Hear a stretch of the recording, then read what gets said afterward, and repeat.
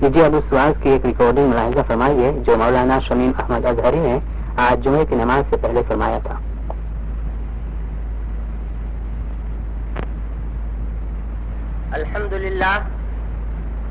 الحمد لله نحمده ونستعينه ونستغفره ونؤمن به ونتوكل عليه ونعوذ بالله من شرور أنفسنا ومن سيئات أعمالنا من يهد الله فلا مضل له ومن يضلله فلا هادي له ونشهد أن لا إله إلا الله وحده لا شريك له ونشهد أن سيدنا ومولانا محمدا عبده ورسوله. أما بعد فقد قال الله تبارك وتعالى في القرآن المجيد والفرقان الحميد: أعوذ بالله من الشيطان الرجيم بسم الله الرحمن الرحيم وإن كنتم جنبا فاطهروا. صدق الله مولانا العلي العظيم وبلغنا رسوله النبي الأمين الكريم ونحن على ذلك لمن الشاهدين والشاكرين والحمد لله رب العالمین. معزز حاضرین، محترم سامعین، میرے بزرگوں، بھائیوں اور بہنوں اور عزیز بچوں، السلام علیکم ورحمۃ اللہ وبرکاتہ. جس آیت کریمہ کی میں نے تلاوت کی ہے اس آیت کریمہ میں اللہ جل شانہ ارشاد فرماتا ہے: وَإِن كُنتُمْ جُنُبًا فَاطَّهَّرُوا. اگر تم ناپاک ہو تو خوب پاک ہو جاؤ. اسلام پاکی کا مذہب ہے. صفائی سکھانے کے لیے اور پاکی کا سبق دینے کے لیے ہمیں اور آپ کو پاک اور صاف رکھنا چاہتا ہے. یہی وجہ ہے کہ اسلام نے ہمیشہ مسلمانوں کو پاکی اور صفائی کا حکم عطا فرمایا. اور یہ ارشاد گرامی ہے کہ مسلمانوں کو ہمیشہ پاک رہنا چاہیے، صاف رہنا چاہیے، اور پاکی اور صفائی کا ایک خاص طریقہ متعین کیا ہے. صاف ہونا الگ چیز ہے، پاک ہونا اس سے بڑھ کر بڑی چیز ہے. جیسے عربی کے اندر ایک لفظ نظافت ہے جس کے معنی صرف صاف ہونا ہے، اور ایک لفظ طہارت ہے جس کے معنی پاک ہونا ہے. ایسے ہی اردو کے اندر صاف اور پاک کا دو لفظ ہے. انگریزی میں پیو اور امپیو، کلین اور انکلین کا لفظ ہے، کہ جس سے پتہ چلتا ہے کہ صاف ہونا الگ ہے، پاک ہونا الگ ہے. ایک آدمی ہے،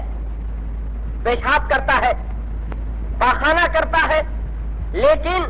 پیشاب اور پاخانے کے بعد اپنے پرائیویٹ پارٹس کو دھوتا نہیں ہے. نجاست لگی ہوئی ہے، اوپر سے اس نے کپڑے بہت اچھے پہنے ہیں، سینٹ لگا ہوا ہے، بال سجا بنا رکھے ہیں، اور خوب اس نے میک اپ کر رکھا ہے. جس گلی سے گزر جائے ادھر خوشبو آتی ہے، جس طرف سے گزر جائے ادھر خوشبو پھیل رہی ہے. مگر وہ آدمی ناپاک ہے. صاف تو ہو سکتا ہے مگر اس آدمی کو ناپاک کہا جائے گا. اسلام نے صرف صفائی پر زور نہیں دیا، بلکہ اسلام لوگوں کو پاک رکھنا چاہتا ہے کہ تمہارا دل بھی پاک ہو، تمہارا بدن بھی پاک ہو، تمہارے کپڑے بھی پاک ہو، جس جگہ پر تم عبادت کرنا چاہتے ہو وہ جگہ بھی پاک ہو. اور جب ان پاکیوں کا تم کو پتہ چل جائے، پھر اس کے بعد میں جب تم عبادت کرو گے، نماز پڑھو گے، اللہ کا ذکر کرو گے، اللہ کا نام لو گے، تو ان پاکیوں کا نور تمہاری عبادت میں جھلکے گا اور تمہاری عبادت کو منور کر دے گا، تمہاری عبادت کو چار چاند لگا دے گا. اور اسلام نے کبھی بھی ناپاکی کو پسند نہیں فرمایا. اسلام نے کبھی بھی امپیور رہنے والوں کو اچھی نظر سے نہیں دیکھا، بلکہ اسلام نے ہمیشہ حکم دیا ہے پیور رہنا چاہیے، پاک رہنا چاہیے، صاف رہنا چاہیے. اور پاکی اور صفائی کو اللہ اتنا پسند فرماتا ہے کہ قرآن پاک میں آیت کریمہ ہے: ان اللہ یحب التوابین ویحب المتطہرین. اللہ تعالیٰ توبہ کرنے والوں کو، اور توبہ میں بندہ کیا کرتا ہے؟ اپنے دل کو پاک کرتا ہے. گناہوں کی وجہ سے، سنس کی وجہ سے اس کا دل ناپاک ہو گیا ہے. اب اس کو پیو کرنا ہے، پاک کرنا ہے. تو اللہ کی بارگاہ میں روتا ہے، گڑگڑاتا ہے، آنسو بہاتا ہے، توبہ کرتا ہے، تو اس کا دل پاک ہو گیا۔ لیکن ظاہر کی پاکی بھی ہونی چاہیے، تو فرمایا وَيُحِبُّ الْمُتَطَّهِرِينَ، اور ظاہری پاکی کو بھی اللہ پسند فرماتا ہے کہ تمہارا بدن بھی پاک ہو، تمہارا کپڑا بھی پاک ہو، تمہارے خیالات اور تمہارا دل بھی پاک ہو۔ چنانچہ عزیزان گرامی، اسلام جو اللہ کا پسندیدہ دین ہے، اللہ کا پیارا دین ہے، اس دین نے سب سے پہلے مسلمانوں کو غسل کا حکم دیا ہے اور فرمایا وَإِن كُنتُمْ جُنُبًا فَاطَّهَّرُوا، اگر تم ناپاک ہو، اگر تم امپیو ہو، اگر تمہارے جسم پر نجاست ہے، اگر تم پر غسل فرض ہو چکا ہے، تم کو نہانا فرض ہو چکا ہے، تو تم کو پاکی حاصل کرنا چاہیے۔ پھر پاکی حاصل کرنے کے بعد تم نماز کے اور عبادت کے لائق ہو سکتے ہو۔ ان کنتم جنوبا فطہروا، اگر تم ناپاک ہو، تمہارے اوپر غسل فرض ہو چکا ہے، تو تم کو پاک ہونا چاہیے، تم کو طاہر ہونا چاہیے، تمہارے اندر طہارت آنی چاہیے۔ اور غسل کا معنی صرف یہ نہیں ہے کہ ٹیکنگ بات ہو جائے، پانی بہا لیا، جس طرح سے چاہا نہا لیا، نہیں، بلکہ اسلام نے ایک رول بنایا ہے۔ اسلام کے پاس ایک پرنسپل ہے، ایک قانون ہے، ایک نظم و ضبط ہے کہ اس نہانے کو نہانا نہیں کہا جائے گا، اس طریقے سے پاخانہ اور پیشاب سے واپس آنے والے کو پاک نہیں کہا جائے گا کہ اس نے پیشاب تو کر لیا مگر اس کے پرائیویٹ پارٹس کے اوپر نجاست لگی ہوئی ہے، نہیں، اگر اس کے اوپر غسل فرض ہو چکا ہے تو اس کو اسلامی طریقے سے غسل کرنا چاہیے، اسلامی طریقے سے نہانا چاہیے۔ اسلام نے بتایا غسل میں 3 فرض ہیں، 3 کمپلسری چیزیں ہیں، ضروری چیزیں ہیں۔ پہلی چیز یہ ہے کہ اس کو کلی کرنا چاہیے، گاگل کرنا چاہیے۔ کلی کا مطلب یہ نہیں کہ تھوڑا سا پانی لے لیا اور منہ میں ڈال دیا اور باہر تھوک دیا، بلکہ مطلب یہ ہے کہ اس طریقے سے پانی اندر پہنچے کہ اندر کے منہ کے اندر کے تمام پارٹس میں، تمام حصوں میں پانی پہنچ جانا چاہیے۔ پھر اس کے بعد دوسری چیز ہے ناک میں پانی چڑھانا، ناک میں پانی ڈالنا، اور ناک میں پانی ڈالنے کا طریقہ یہ ہے کہ جب دائیں ہاتھ میں پانی لے کر سونگھے اس کو اور ناک میں پانی کو چڑھائے تو جہاں تک یہ ہڈی ہے، بون ہے، اور جہاں تک یہ ملائم حصہ ہے ناک کا، یہاں تک پانی پہنچ جانا چاہیے۔ ایک بال کے برابر بھی اگر جگہ خشک رہ گئی، ڈرائی رہ گئی، تو غسل ادا نہیں ہو سکتا۔ صاف بنا پھرے دنیا کے سامنے مگر اسلام کی نظر میں وہ آدمی پاک نہیں کہلا سکتا۔ اس کو اپنے ناک کے اندر پانی ایسے پہنچانا چاہیے کہ جہاں تک یہ صاف اور ملائم حصہ ہے اس کے ایک ایک حصے پر، ایک ایک گوشے میں اس کے پانی پہنچ جانا چاہیے۔ تیسرا فرض ہے سارے بدن پر پانی بہانا، سارے جسم پر، ہول باڈی کے اوپر، پورے شریر پر، پورے جسم پر پانی کو پہنچانا، بہانا چاہیے۔ تیل کی طرح لے کر صرف پانی کو لگا لیا، اس کو دھلنا نہیں کہتے۔ اس کے لیے ضروری ہے کہ ہر جگہ سے پانی کو بہ جانا چاہیے، پانی کو گزر جانا چاہیے۔ اسی لیے اسلام نے فرمایا ہے کہ انسانوں کو غسل کے بارے میں، نہانے کے بارے میں اور ٹیکنگ باتھ کے بارے میں بہت کیئرفل، بہت ہی محتاط رہنا چاہیے، بہت ہی باریکی کا خیال کرنا چاہیے۔ اس لیے کہ بدن میں ہمارے باڈی میں کچھ ایسے پارٹس ہیں کہ اگر ہم کیئرفل ہو کر غسل نہیں کرتے ہیں تو وہ پانی وہاں نہیں پہنچ سکتا ہے، پانی وہاں سے نہیں گزر سکتا ہے۔ اسی لیے غسل کا سنت طریقہ بتایا گیا کہ غسل کی میں سنت طریقہ یہ ہے، اور یہ سنت طریقہ مختلف حدیثوں کی روشنی میں فقہاء کرام نے مرتب فرمایا، اور وہ طریقہ غسل یہ ہے کہ سب سے پہلے نیت کرے، سب سے پہلے نیت کرے، اور نیت کرنے کے بعد اپنے ہاتھوں کو گٹوں تک، رسٹ تک 3 مرتبہ دھو لے کہ ہر جگہ پر پانی پہنچ جائے۔ اس لیے کہ انہی ہاتھوں کو کے ذریعے سے اسے پاکی اور صفائی حاصل کرنا ہے۔ تو اگر یہ ہاتھ ہی ناپاک رہے گا تو پھر کیسے پاکی حاصل ہوگی؟ اس لیے نیت کرنے کے بعد پہلے اپنے ہاتھوں کو گٹوں تک، رسٹ تک بالکل پاک دھو لے، 3 مرتبہ دھو لے۔ پھر اس کے بعد استنجا پاک کرے، اپنے بدن کے پرائیویٹ پارٹس کو بہت ہی کیئرفل ہو کر بہت ہی احتیاط کے ساتھ دھوئے، جس کو شریعت کی اصطلاح میں استنجا کرنا کہا جاتا ہے۔ پھر اس کے بعد میں وضو کرے، ایسا وضو جیسے نماز میں وضو کیا جاتا ہے، بہت ہی کیئرفل ہو کر بہت ہی احتیاط کے ساتھ، جیسے نماز کے لیے وضو کرتا تھا کہ ہر جگہ پانی پہنچے، ہر جگہ پانی کا گزر ہو جائے، ہر جگہ سے پانی بہ جائے، اس طرح سے اس کو غسل سے پہلے وضو نماز کی طرح کرنا چاہیے۔ اگر کچی زمین پہ غسل کر رہا ہے، مٹی ہے وہاں پر، سخت زمین نہیں ہے، پتھر نہیں ہے، لکڑی نہیں ہے، چوکی نہیں ہے، تو ایسی جگہ پر وضو ضرور کرے، مگر پیروں کو نہ دھوئے، اس لیے کہ پیر اگر دھو بھی لیا تو وہاں تو کیچڑ ہو گیا ہے، وہاں تو زمین بھیگ کر کے پھر ناپاک ہو رہی ہے، تو پھر وہاں پھر ناپاک ہو جائے گا پیر، اس لیے وضو کرے، اگر ملائم جگہ ہے، کچی زمین ہے تو پیروں کو نہ دھوئے اور غسل شروع کر دے۔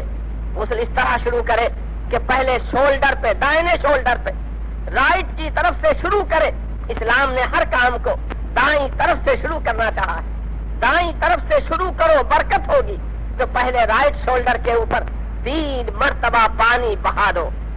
پھر لیفٹ اور بائیں شولڈر کے اوپر سے لیفٹ سائڈ سے 3 مرتبہ پانی بہا دو، پھر سر کے اوپر سے 3 مرتبہ پانی بہا دو، اور اس طرح سے پانی بہاؤ کہ پہلی مرتبہ پانی بہانے کے بعد رب کرو، ملو بدن کو، اس لیے کہ وہ لوگ جو ہارڈ کام کرتے ہیں، سخت کام کرتے ہیں، دھوپ میں زیادہ رہتے ہیں، ان کا اسکین اور ان کی چمڑی سخت ہو جاتی، اگر ملا نہ جائے تو پانی بہنے نہیں پائے گا، اگر ملا نہ جائے تو پانی وہاں پہنچ نہیں پائے گا، اس لیے پہلی مرتبہ پانی ڈال کر مل لیا جائے، ملنے کے بعد پھر دوسری اور تیسری مرتبہ پانی بہا کر احتیاط کے ساتھ غسل ادا کیا جائے۔ عورت ہو تو مرد ہو تو جو بھی بالغ ہے اس کے لیے اس قدر احتیاط کی ضرورت ہے کہ بدن میں ایسے حصے ہیں کہ جن حصوں کا اگر خیال نہ کیا جائے تو ان حصوں پر پانی نہیں پہنچ سکتا ہے۔ بغل کے نیچے کا حصہ، رانوں کا حصہ، بالوں کی جڑوں کا حصہ، یہ حصے ایسے ہیں کہ اگر خیال نہ کیا جائے، اگر احتیاط نہ کی جائے تو پانی وہاں نہیں پہنچ سکتا، اس لیے کہ غسل کے اندر تیسرا فرض یہ ہے کہ بالوں کی جڑوں سے لے کر پیر کے تلووں تک پانی پہنچنا چاہیے، کوئی جگہ بچنی نہیں چاہیے۔ اور بڑے افسوس کا مقام ہے مسلمانوں کہ آج دنیا سائنس میں لاکھ ترقی کر جائے اور مادی اعتبار سے میٹیریل لائف میں لاکھ آگے بڑھ جائے، مگر انسان اسپریچول معاملے میں، روحانی معاملے میں، اپنے بزرگوں کے طریقوں کو اپنانے کے معاملے میں بہت پیچھے ہو چکا ہے۔ مردوں نے عورتوں کی نقل کی، عورتوں نے مردوں کی نقل کی، مرد ایسا بننا چاہتا ہے کہ ہم کو عورت سمجھا جائے، عورت ایسا بننا چاہتی ہے کہ ہم کو مرد سمجھا جائے۔ سونا عورتوں کے لیے اسلام نے جائز کیا تھا، مرد کے لیے منع کیا تھا، مردوں نے کہا نہیں ہم تو پہنیں گے اسے۔ عورتوں کے لیے بھڑکدار کپڑے تھے، مردوں نے پہنے، مردوں نے اپنی شکلیں عورتوں کی طرح بنائی، بال بڑے بڑے رکھے۔ اب اگر بالوں کی جڑوں کو کیئرفل ہو کر نہیں دھویا گیا تو اس جڑ کے اندر اور اس روٹ کے اندر پانی کیسے پہنچے گا؟ بال تو بڑے رکھے ہیں، فیشن ہے، بال بڑے نہیں رکھیں گے تو لوگ کہیں گے کہ یہ بہت ہی پچھڑا ہوا آدمی ہے، بہت بیکورڈ آدمی ہے، یہ تو بہت 1400 سال پہلے کے طریقے کو اپنانے والا آدمی ہے، اور ہم کو تو بہت پروگریس ہونا چاہیے، ہم کو تو بہت آگے بڑھنا چاہیے۔ تو اسلام نے پروگریس ہونے سے روکا نہیں ہے، مگر اس کے کچھ پرنسپلس ہیں، اصول ہیں، قانون ہیں، اس نے کچھ ہم کو ڈھنگ دیا ہے۔ اگر ہم ڈھنگ نہیں اپنائیں گے تو آج ہم اپنی آنکھوں سے دیکھ رہے ہیں کہ ہمارے باپ دادا کی جو عزت تھی، آج اس عزت کا ایک حصہ بھی ہم کو حاصل نہیں۔ آج وہ طریقہ، آج وہ آنر جو ہمارے باپ دادا کو ملا کرتا تھا، چاہے وہ جاہل ہو بیچارے، چاہے وہ پڑھے لکھے نہ ہو، چاہے وہ اتنے ترقی یافتہ نہ ہو، لیکن دنیا کی نظروں میں ان کا روب تھا، ان کا دبدبا تھا، ان کا ایک مقام تھا، ان کی ایک حیثیت تھی۔ تو عزیزان گرامی، غسل کا شرعی طریقہ یہ ہے کہ ہمیں اور آپ کو غسل جب فرض ہو جائے تو ایسے غسل کے لیے انتہائی کیئرفل ہونا چاہیے، اور اس کے لیے 3 فرض ہیں: کلی کا کرنا، ناک میں پانی ڈالنا، سارے بدن پر پانی بہانا، سر کے بالوں کی جڑوں سے لے کر پیر کے تلووں تک پانی پہنچنا چاہیے، اور اس کو پاکی کہتے ہیں، اس کو غسل کہتے ہیں، اور اس غسل کے بعد پھر انسان پاک ہوتا ہے، اور اللہ تبارک و تعالی ایسے پاک انسانوں کو بشارت دیتا ہے، ان اللہ یحب التوابین ویحب المتطہرین، اللہ تعالی توبہ کرنے والوں کو پسند فرماتا ہے، پاک رہنے والوں کو پسند فرماتا ہے۔ اور آج کے زمانے میں پاکی کو کوئی چیز نہیں سمجھا جاتا، صرف صفائی سب کچھ ہے، اوپر سے اچھے بنے رہو، اندر چاہے غلاظت لگی ہو، پیشاب کے قطرے ٹپک رہے ہو، گندگی لگی ہوئی ہو، لیکن اس آدمی کو کوئی آدمی بھی ناپاک یا بری نظر سے نہیں دیکھتا۔ لیکن اسلام کی نظر میں ایسا فیشن والا آدمی، ایسا صاف ستھرا آدمی، ایسا سفید پوش آدمی کہ جس نے پاکی کو ملحوظ نہیں رکھا ہے، پاک نہیں ہے، اسلام کی نظر میں اس آدمی کی کوئی وقت نہیں ہے، وہ آدمی مسجد میں نہیں آ سکتا، وہ آدمی نماز نہیں پڑھ سکتا، وہ آدمی مذہب کے دینی تمام مجالس میں شریک نہیں ہو سکتا، اس لیے کہ اسلام پاکی کو چاہتا ہے، پاک لوگوں کو چاہتا ہے۔ اللہ تعالی ہم تمام مسلمانوں کو پاک اور صاف رہنے کی توفیق عطا فرمائے، اور ہم سب کو پاکی حاصل کرنے کے طریقوں پر عمل کرنے کی توفیق عطا فرمائے۔ وما علینا الا البلاغ۔